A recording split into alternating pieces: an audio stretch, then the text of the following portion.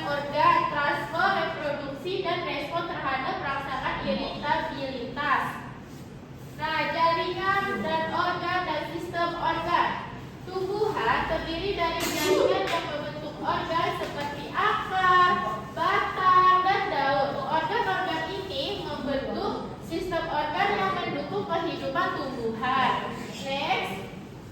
Nah, di sini itu ada struktur dan fungsi jaringan. Setiap organ terdiri atas berbagai jaringan seperti xilem dan floem atau mengangkat air dan nutrisi. Nah, yang kedua itu ada parenkim mendukung fotosintesis.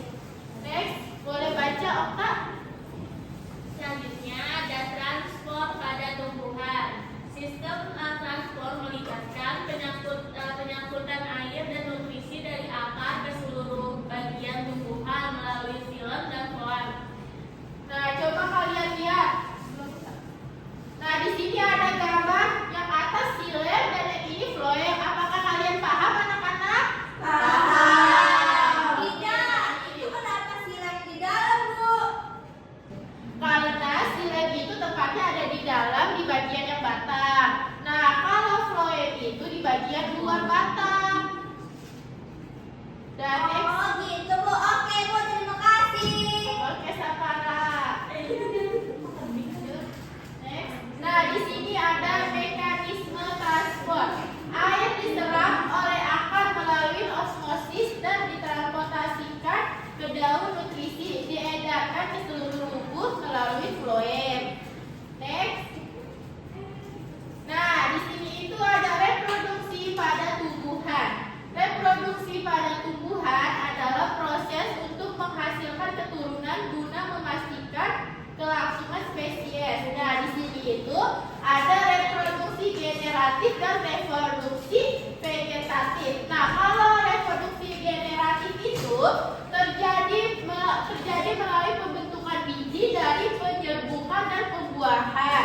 Nah, kalau yang vegetatif itu terjadi tanpa biji, melibatkan bagian tumbuh-tumbuhan seperti akar, batang, dan daun. Next.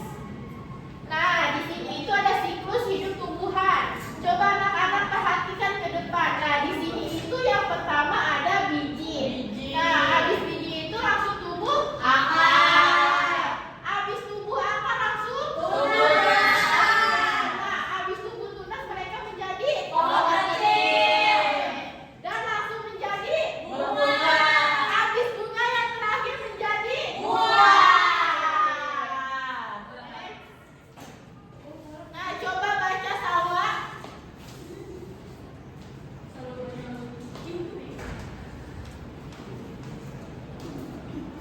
Iritabilitas pada tumbuhan. Kemampuan tumbuhan merespon rangsangan dan lingkungan yang disebut iritabilitas. Respon terhadap rangsangan internal. Perubahan nutrisi tanah dapat mengubah warna daun atau membunuh tanaman. Respon terhadap rangsangan eksternal. Respon organisme terhadap cahaya atau sentuhan. Contoh, bunga matahari mengikuti cahaya matahari. Oke, makasih next. Nah, anak-anak sebelum Ibu kasih tugas, coba tadi belajar apa? Proses tumbuhan. Ibu punya pertanyaan. Tumbuhan dapat mengatur proses hidupnya. Siapa yang bisa jawab? Angkat tangan. Aku mau jawab, Ibu. Oke, Biba, ayo silakan. Bagaimana tumbuhan dapat mengatur proses hidupnya?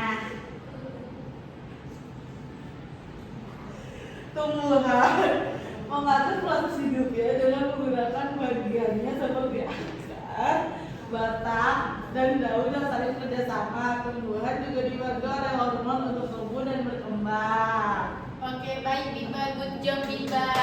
Tepuk Yeay. tangan. Oke, soal yang kedua.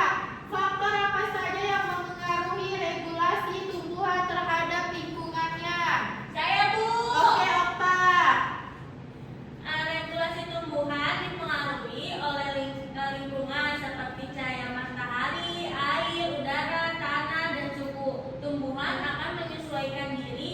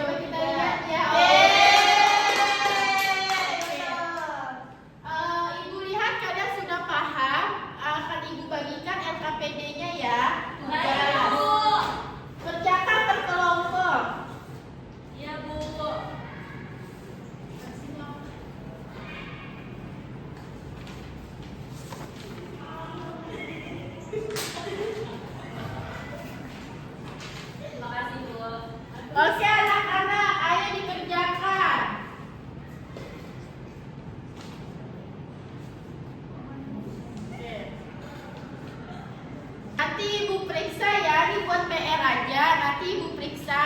Nah, di sini Ibu akan menyimpulkan tentang materi yang Ibu ajarkan kepada anak-anak. Nah, kesimpulannya itu, proses pengaturan pada tumbuhan memungkinkan mereka tumbuh dan beradaptasi melalui sistem transportasi, air dan nutrisi, reproduksi, serta respon terhadap rangsangan lingkungan. Sistem ini mendukung kelangsungan hidup dan kemampuan adaptasi tumbuhan dalam ekosistem.